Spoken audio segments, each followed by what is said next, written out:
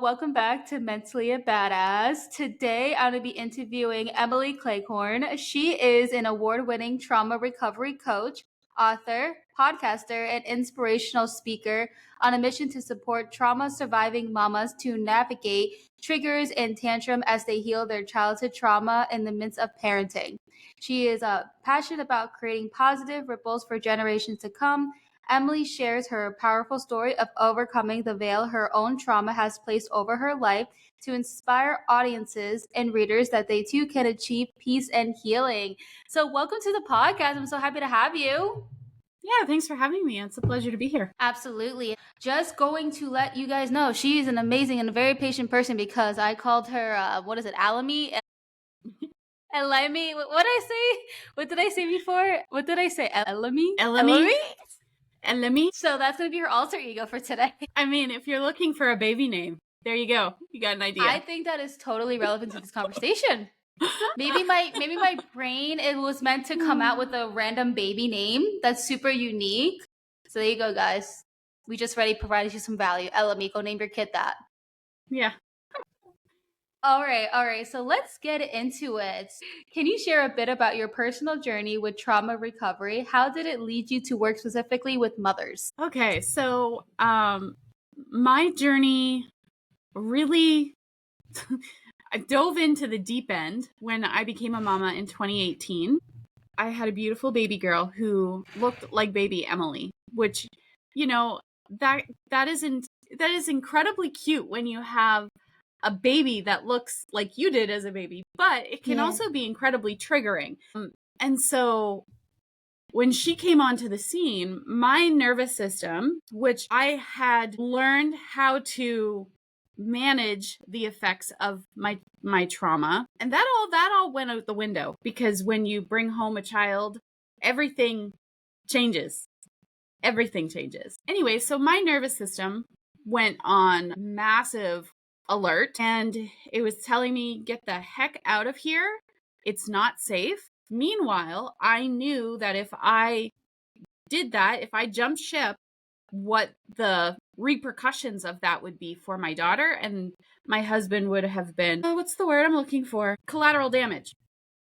There's the word. And I didn't want that to be a thing. So I knew that I had a decision to make. I had a choice. I could listen to my nervous system and jump ship, or stay and figure it out and heal. And even though I didn't know what that looked like, and it was incredibly scary in my mind because I didn't want to repeat the cycle that I had lived, it was the only choice that I could live with. So that's where I started. And over the last 6 or so years, I've been on this journey learning how to heal my nervous system, because is largely nervous system recovery, but it also manifested as physical health issues, emotional health issues. But really, in those first, 3 to 4 months, where it was really, really dark and I didn't know how I was going to do what I needed to do, I didn't know what it was going to look like, I prayed and I asked God to lift me out of this pit.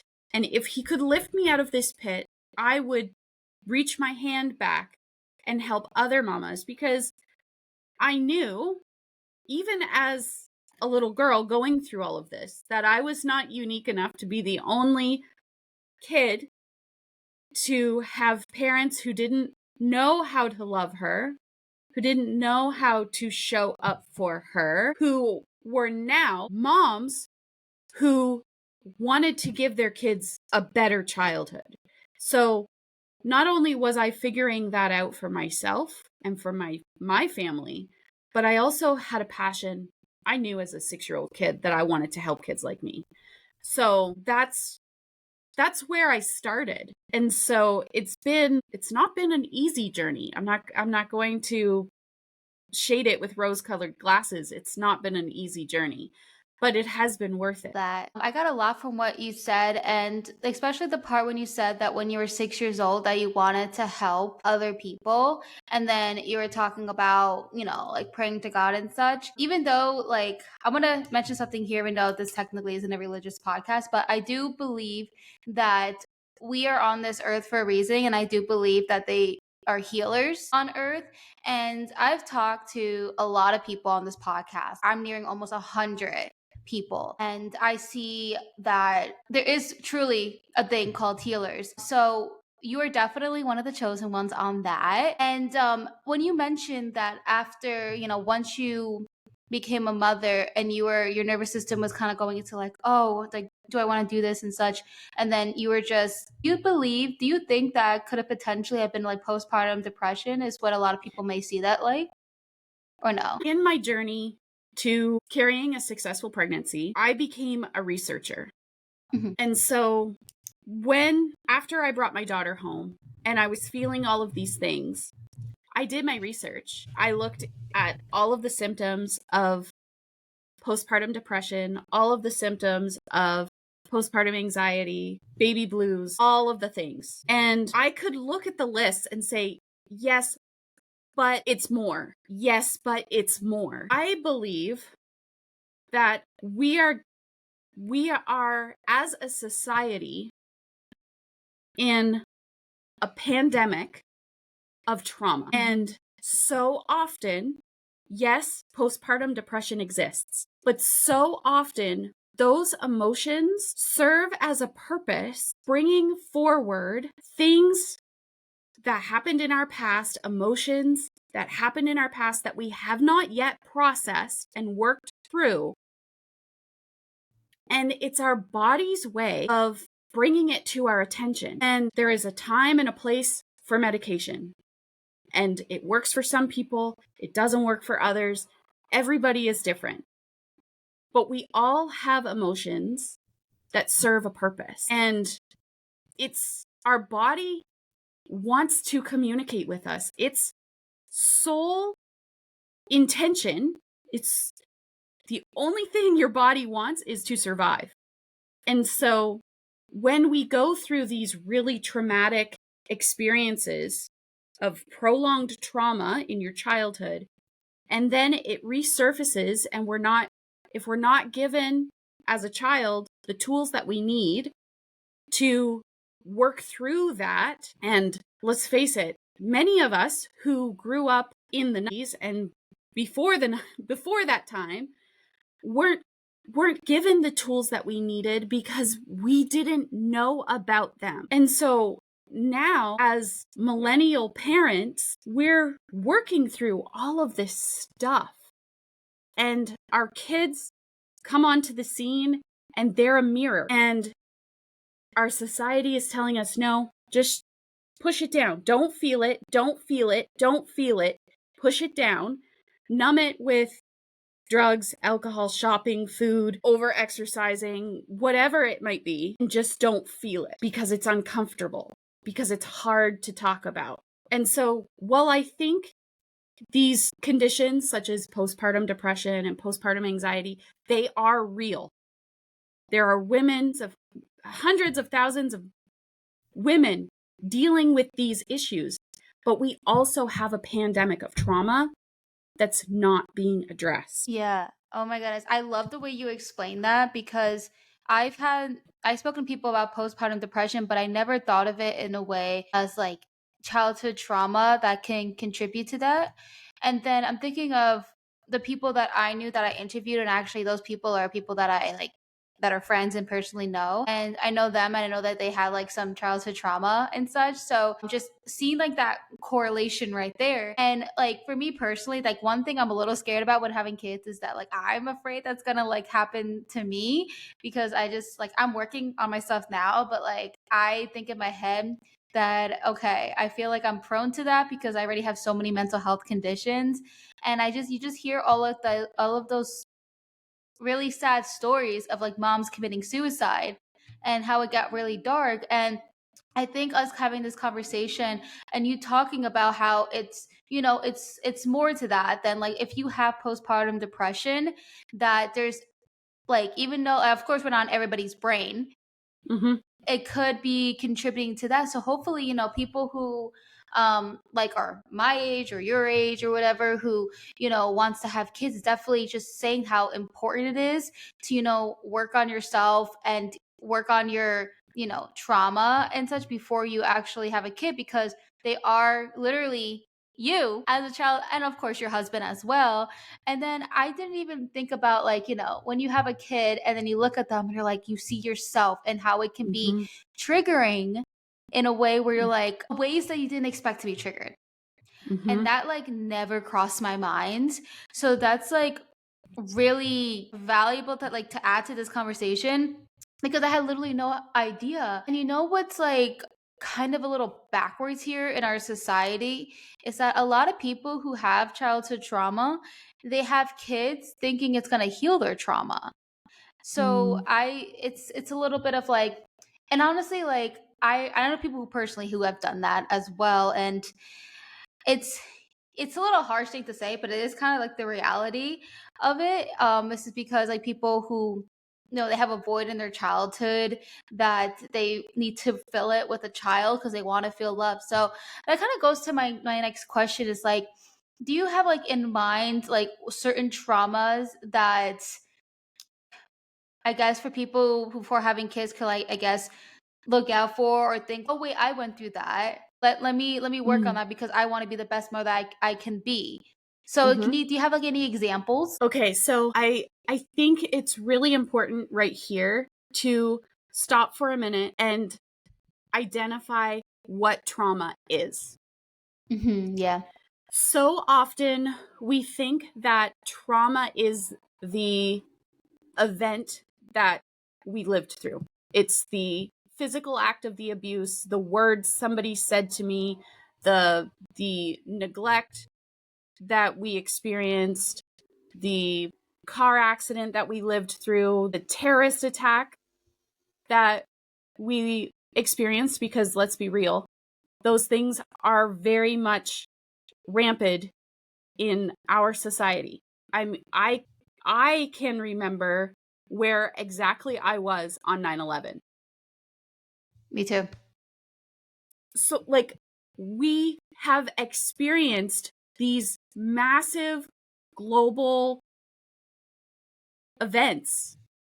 And I think every generation has to some extent, but that still can be trauma. And so trauma is not the event. Trauma is your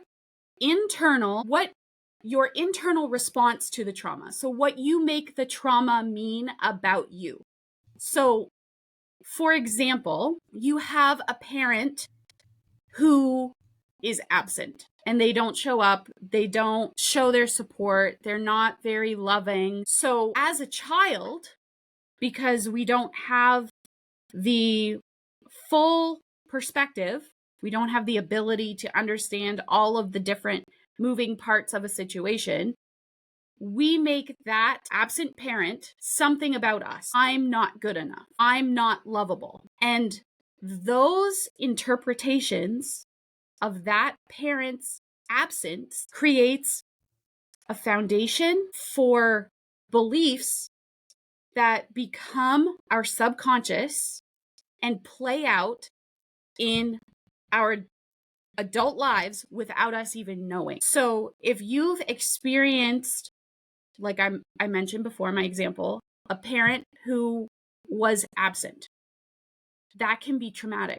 If you've experienced your parents going through a divorce, that can be traumatic. And this is also the reason why, if you have siblings and your siblings don't seem to be fazed by a particular event, but you took it really hard, is because everybody's perception and how they internalize an event is different. Some examples could be parental abandonment or neglect. It could be sexual trauma of some kind. It could be bullying at school. It could be gaslighting, either from a family member or from a doctor. If you're someone who has had medical issues, it could be a wide range of things. But what really impacts us, especially as moms, is we have these beliefs that we're not lovable because of our life experience. We're not worthy of love, of attention, of goodness, of kindness, of being treated with care. We're not good enough. Yeah, there's a whole list of beliefs that don't serve us, that keep us small, that play out in motherhood. Yeah. I think the key to this is the whole feeling of not feeling good enough. I feel like Yeah. everything that you mentioned, they all at the end of the day connect to it, such as Mhm. bullying, such as being neglected by a parent, such as being sexually abused. Because even if you're raped or sexually abused, you feel like all your worth is just your body and what like Mhm. you offer to whoever that person is, and that person is treating you like you're a piece of meat. Mhm. So, as a society, I say this all the time. We need to really work on being kind to each other, on being nice to each other, on being respectful. Of course, it's not a perfect world. No. Especially being a human being, the human being's default is always like to being like negative, which can turn into being hostile, or people, if you're just trying to have a conversation, people could take it the wrong way. But that's like a whole like other topics and such. And but yeah, no, I think the main thing that you're saying is feeling like not good enough. So I think my next question to you is like what triggers, like let's say they're a mom right now, Yeah. they haven't worked on their trauma yet, what triggers would they experience, or what, like when you work with them, like what they would, like I guess, look for or identify that is a trigger? So a trigger is when your nervous system is activated in a fight, flight, freeze, or fawn scenario. Whatever your go-to stress state is, Your go-to. that's whatever My your body's go-to. whatever your body's go-to response is, that's where you're triggered. So personally for me, something that was a huge trigger was my kids screaming at the top of their lungs. And so we what the process that I work with people through is identifying their triggers, because it could be your kid screaming. It could be your schedule suddenly changing. It could be a slow driver or a slow walker in front of you. It could be the grocery store not having the type of juice that you want to buy. Your mother-in-law looking at you in a particular way. Like, there are so many different things that can be a trigger. What's important to know is that your trigger is deeper than you think it is. So while your kid screaming may cause you to be triggered, you're not actually reacting. The child screaming bloody murder, your nervous system is reacting to a time, likely when you were a child, when you felt the same way that you feel with your child screaming. So for me, one particular example that I can think of, my son was having a temper tantrum a couple of years ago. And he was, I don't know, I think he was around the age of 2. So he was screaming bloody murder. And I was trying to help him. I was trying to help him through the situation, but he wasn't having any of it. He was just screaming. And so my nervous system couldn't handle any more screaming. So I had a temper tantrum of my own. And in that moment, I realized afterwards, after we got through it a bit and my nervous system came back down a bit, I was able to reflect and understand that I wasn't actually reacting to my son throwing a fit. I was reacting to the fact that I felt unheard because I was trying to help him. And little Emily was throwing a temper tantrum because she felt unheard. Does that make sense? Oh, 100%. I love it. And so when you're triggered and you're your kid's throwing a temper tantrum, and then you in turn throw a temper tantrum because you feel unheard or whatever, you're making that situation, it's no longer about helping your kid through that temper tantrum, those big emotions that they are learning how to handle. It's now about you. So that is so true. And something I want to bring up, it's actually about my mother, and I could bring it up because her and I already had like face-to-face conversations about it. She does that a lot to me. Like if I bring up like as an adult, like not even as a kid, like as an adult, if I bring up something that I went through or hurts me or whatever, she would always have this habit of making it about her, like still till today. And she knows that. We have these conversations. Like it probably happened to us like 4 months ago. Like I'm a grown adult, like she's older, obviously. And so, I didn't even think about like how maybe what I'm saying to her is triggering to her. And then she's kind of like twisting it into herself. And it's like she's doing this subconsciously. Like she Mm-hmm. doesn't realize it. Even though how many times I tell her to her face that like you keep making things about you, it's Mm-hmm. like if you think about it, it could be yeah, like it's reminded of herself. Like I can be venting to her just about like it has nothing to do with me, like telling her how I feel about her. It could be venting about somebody else in my life, right? And how that person made me feel. And if she sees that as like it's like she felt that too, then she turns it about into herself, and then but she means well, but she doesn't realize it. So when you said that, I'm like that actually makes a lot of sense. And so sometimes I kind of wonder if I do that to people too. Like when people vent to me, I try my best to like I don't make things about me. I try to just provide my personal experience in a way to relate, but it's so actually I have a question for you, and it may be a little I don't know for sure if you may be able to answer this, but can you see a difference in like someone who's just trying to tell their experience to be relatable to another person who's venting versus like what you were saying, like being triggered and making it about yourself? Like, do you feel like those two things can separate, like those intentions? I know it's kind of like a out of the box question. Well, I think they are kind of separate Okay. because when you're in that triggering situation and your nervous system goes into that fight, flight, freeze, fawn response, and you're reacting out of that survival, Yeah.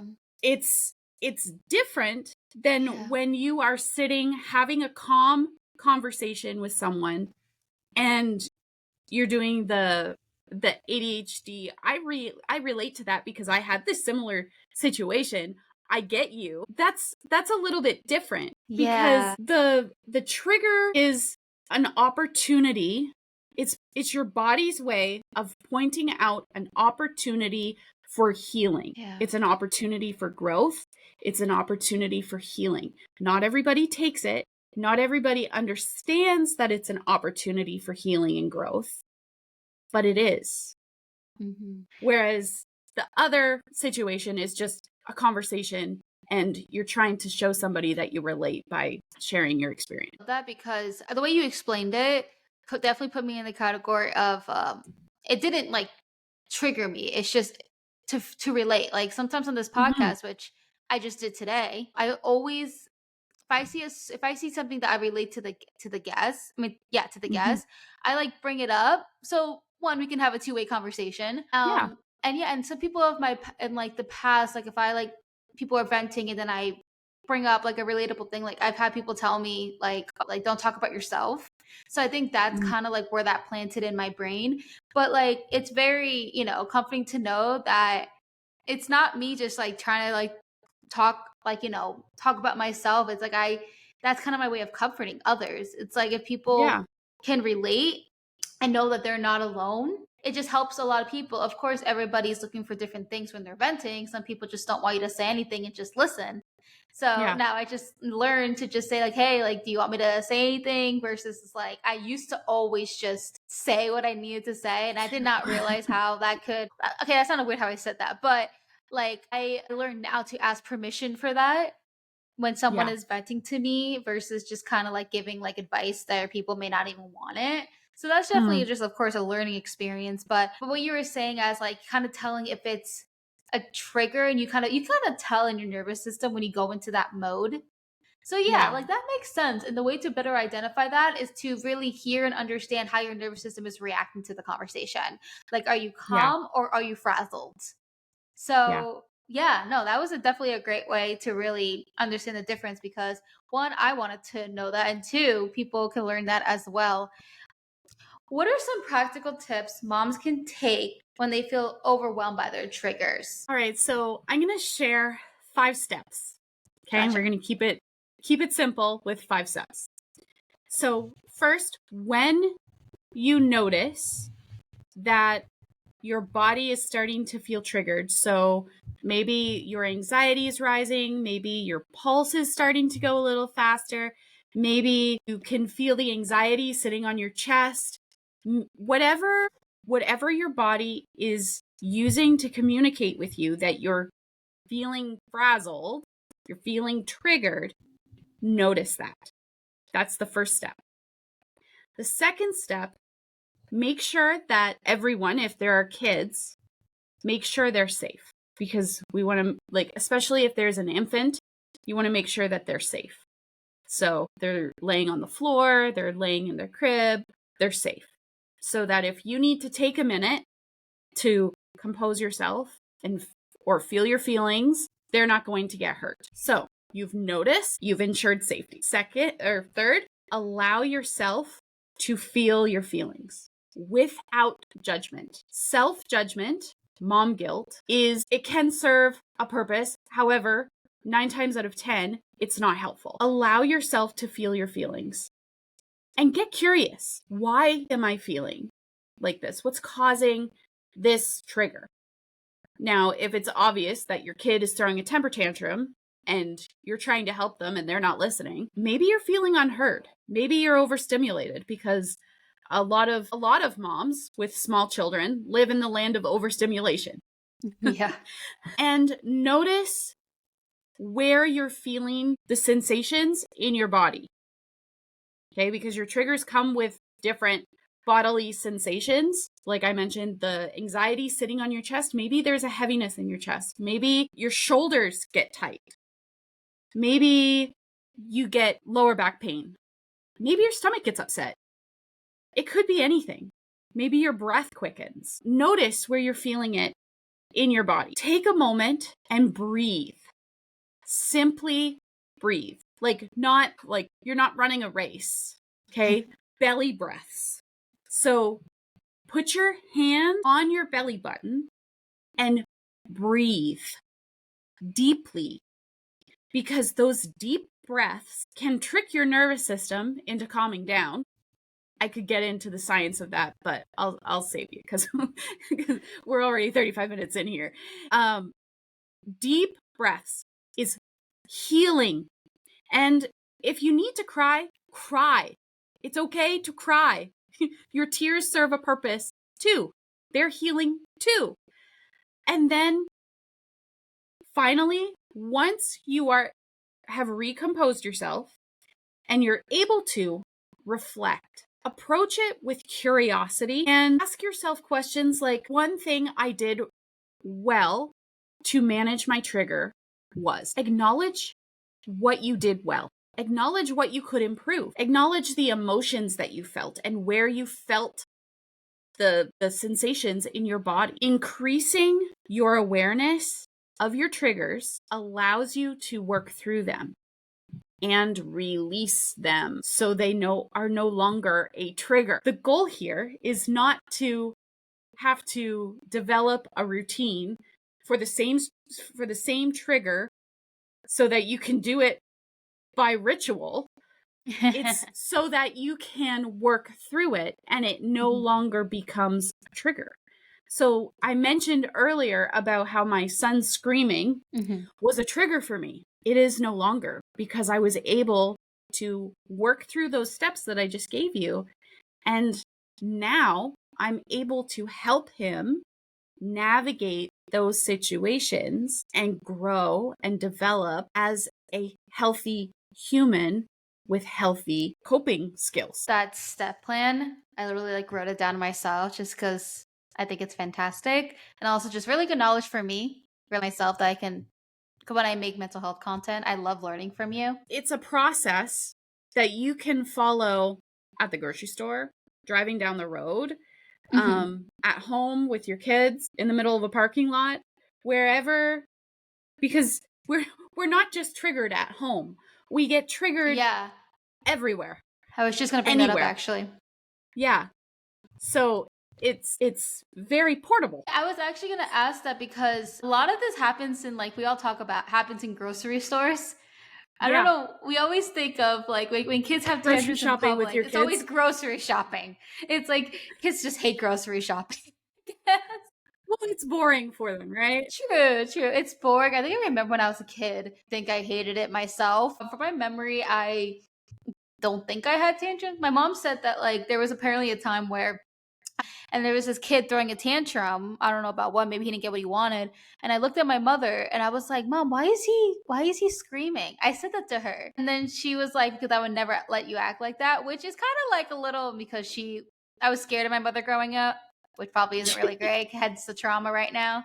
But that's how she raised me, Mm-hmm. which is, I mean, it's my mom's interesting. Like I feel like she raised me the right way where I'm very like respectful and like just my way of thinking and common sense. And I love her for that. And I think that's great because she really disciplined me.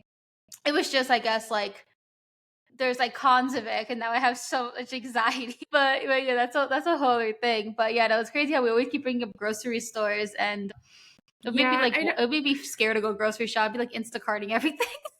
That's kind of avoidance, though. That's I avoidance. I don't think I ever had a temper tantrum in a grocery store because I was raised by my paternal grandparents, and I knew that if Mhm. I was well behaved in the grocery store, at the end of our grocery trip, I would get a box of animal crackers. And I loved Ooh. those animal I crackers. still do. So, yeah, they don't sell the little individual boxes anymore. So, I was good as gold, so I could get my animal crackers. That is Bribery such a worked. smart. Well, you see it as bribery. I see it as a reward system because Well, I think yeah, yeah, yeah. yeah, I think as a society, especially the US and the school system, is that they focus on punishment.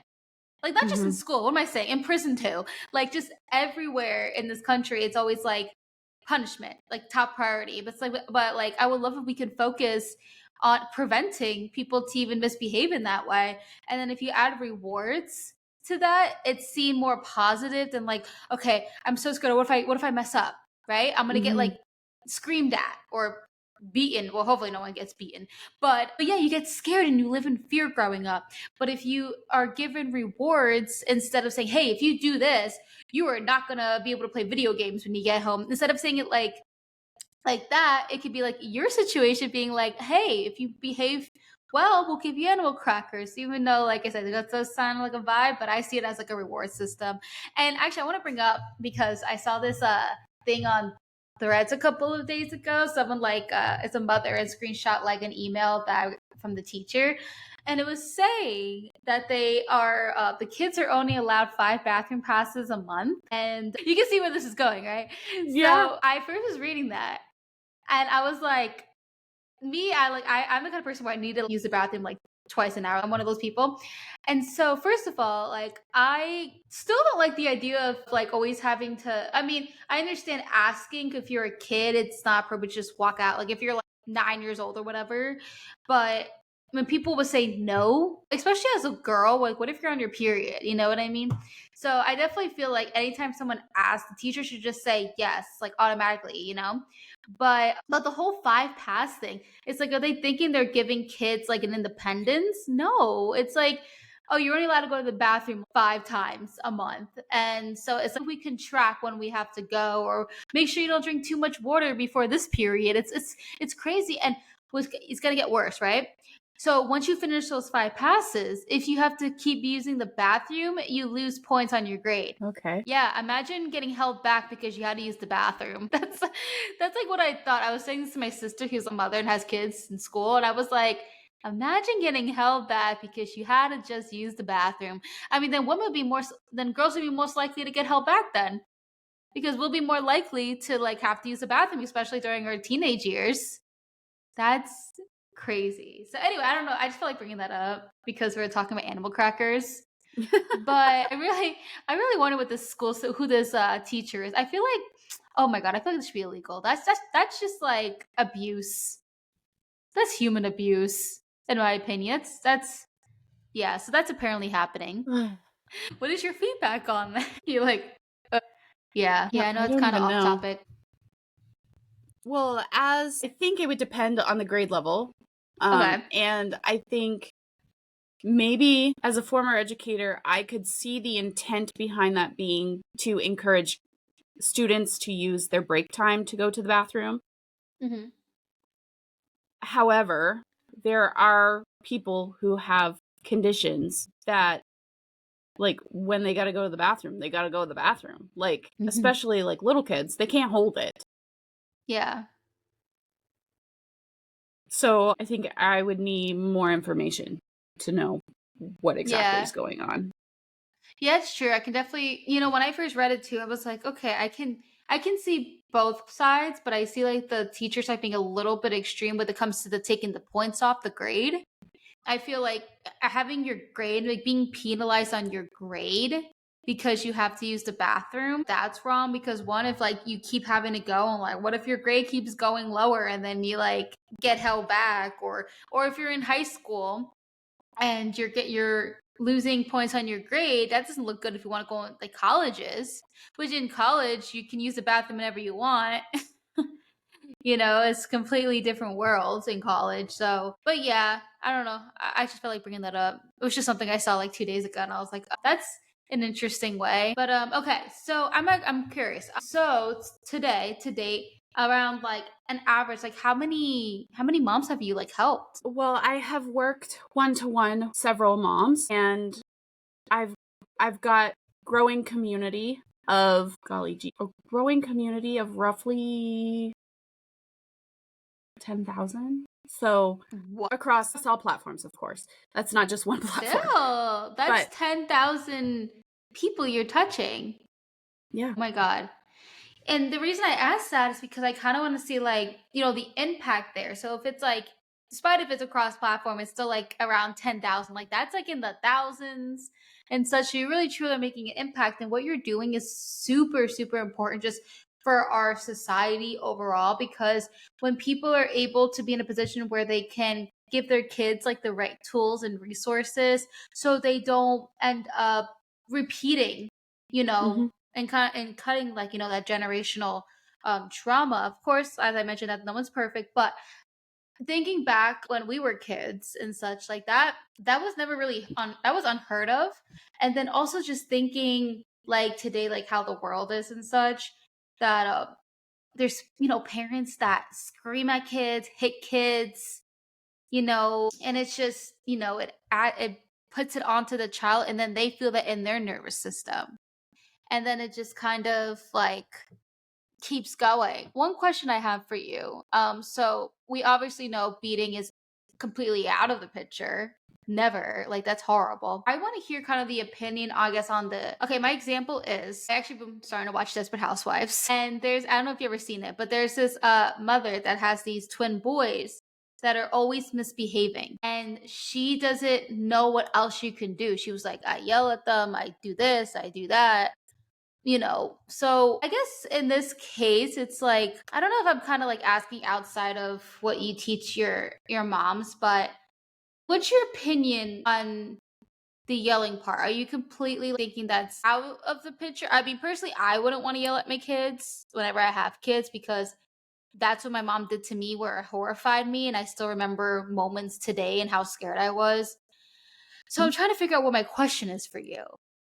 Would you be like, I guess 100% against that, like being like yelling at kids is probably like not effective? Like what's your opinion on that? I think that's kind of what I'm asking. Okay, so when we're thinking about trauma recovery Hmm. and the nervous system, as adults, we are working on healing our trauma. And your child is still very much in the process of developing their nervous system. So, a child, I believe, does not fully develop the subconscious part of their mind until they are 7 years old. Okay. So that means that between the ages of birth and 7, your child's subconscious is developing. Okay, Yeah. so there is going through a lot of development, a lot of growth. And if, as an adult with a fully developed nervous system, and we don't like somebody yelling at us, how does that affect a child whose nervous system is not developed? How much easier is it to get someone to do something when they are not in survival mode versus Ah, when that's they interesting. are in survival mode? I didn't even think Now, of that. when a child is in survival mode, they may listen to you because they're scared out of their wits of you. Yeah. With that being said, there are times when raising your voice to get someone's attention may be warranted. If a child runs out into the middle of the street, you're not going to be, Susie, come back. Like, Yeah, true. that's not going to get their attention. Or Yeah. if they're bolting towards a pond or the ocean, you're not going, like, there are times when yelling Yeah. so that it gets their attention is warranted. Yes. Although on the daily, over little tiny itty bitty things that you can communicate calmly, it causes problems. And it affects your child's brain development. It affected ours, so why wouldn't it affect theirs? No, yeah. And then also just like being aware of that and remembering like how you felt as a child is so important that why would you want to make your child feel how you felt? You want to be able to change that. And I just love our generation and how we are recognizing that and having these thoughts in our head, especially, with the whole social media is that and having this platform and then people are listening to it, they're like, oh, like you're right, I should start thinking in this way. So like that is just so powerful. So I have one more question for you. Okay, I want to talk about an example, a transformation with one of your current moms. Of course, you're not going to mention any names, confidentiality, but let's hear a story here about a transformation. Okay, so one particular client that comes to mind is a mama who, her life wasn't terrible. Okay, she wasn't in crisis or anything Mm-hmm. like that. But she was really struggling with self-sabotage. Her relationships weren't as good as she wanted them to be. She wanted things, she knew things could be better, but she wasn't quite sure how to get there. Mm-hmm. And I think so many of us can relate to that. Like, we're not to the point of crisis, but we know things can be better, but we don't quite know how. And we know our trauma is impacting us, but we don't quite know how to fix it. So that's where she Mm-hmm. is, or she was. We started working together. I remember she came to one of our sessions. I believe it was somewhere between session 4 and session 6, somewhere in there. And she goes, Emily, you will never guess, but I wanted to tell you that I've lost like 5 pounds. Okay. And we weren't focusing on weight loss. Mm-hmm. She goes, I've lost 5 pounds. My pants are fitting me better. And I go, cool. And she goes, my relationships that were tumultuous, they're more calm. Like, I'm able to communicate with my parents and it's not as bad as it was. Okay, that's good. And then by the end so we worked together for 90 days. And by the end of our time working together, her relationships had improved. She was closer with her girls than she had been when we first started. She was more present. She stopped self-sabotaging with her dietary restrictions. She stopped self-harming by eating food that was her body couldn't digest. Mm-hmm. Her marriage had improved. She started actively working towards her yoga cert to become a yoga instructor. And she and her husband had saved enough money for a down payment on a house because of the work that we did. So while we may be focusing on helping you get untriggered, it is a ripple effect that impacts every single area of your life. Relationships with others, relationships with yourself, finances, career, everything, absolutely everything is impacted because we focus on calming your nervous system and reconnecting internally, because when you grow up in a traumatic environment, you disconnect from within yourself because it's not safe to be connected internally. You have to be hypervigilant and be watching everybody outside of you. And we are told that we don't know our bodies, we don't know ourselves or our bodies well enough. We need to look externally for validation and to know that we're okay. When really we just need to reconnect inside of us and realign and reconnect. And it's like all of these things start getting in line. And the problems now, in saying that, I want to make sure that people know that the work that I do with mamas, it's not a walk in the park. These mamas have grit. They want it. Yeah. I You have to uh, want it. yeah, no, absolutely. That's the first thing. Because if you don't want enough, then it doesn't work. And, you provide these tools and resources and such to them, and it's up to them to use it. Yeah. So, yeah, it's definitely not a walk in the park. I mean, hey, like if you're working with a coach, it's very important to know that they're there to help and coach, but they can't put themselves inside you and do the work. But yeah, no, putting that out there and just warning people and just making them aware of that is also definitely something, of course, that you should mention on there. You mentioned that you were with that mama for 90 days, right? So do you have, like, I'm trying to understand, I guess, your I guess like your services in a way. So do you do like a 90-day thing or a monthly, like, just so like my listeners are aware of exactly what you offer? Yeah. So right now I am in the process of integrating my 90-day coaching program with video modules that follow my Mended Mama method, which is my signature um, process that my signature framework that I bring people through. So the length of the program is anywhere from 90 days to 6 months, depending on where you're at and the amount of support that you need. Because while the framework and the coaching program follows a sequence, it takes time for your nervous system to come down depending on where you are in survival mode and where you are in your healing journey.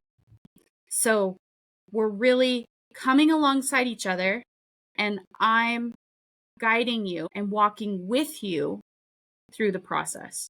So it's anywhere from 90 days to 6 months.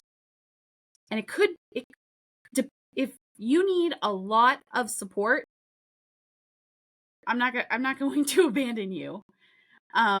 But my program is called the Mended Mama Academy VIP experience, one-to-one VIP experience. And so if someone is interested in learning more about that, and if it's a good fit for them, they can book a heart-to-heart call, which is basically just a free coaching call. And we sit down over Zoom and we have a conversation and we figure out where they fit in all of this and if we're a good fit to work together. And yeah. Love that. I also like the little branding here, heart to heart. Yeah. That's great. No, that's awesome. I love that. Instead of saying like a free consultation or anything like that, you put like heart to heart, which really shows exactly what the kind of person you are, which is fantastic. So I appreciate you sharing and also coming on here. I learned a lot, even though I'm not a mother, but I can always imply this whenever I do have children. So I just want to say thank you. Oh, no, thank you so much for having me. It was a pleasure. Of course. And for all who's listening, I hope you guys have a great rest of your day. Stay tuned for next week's episode.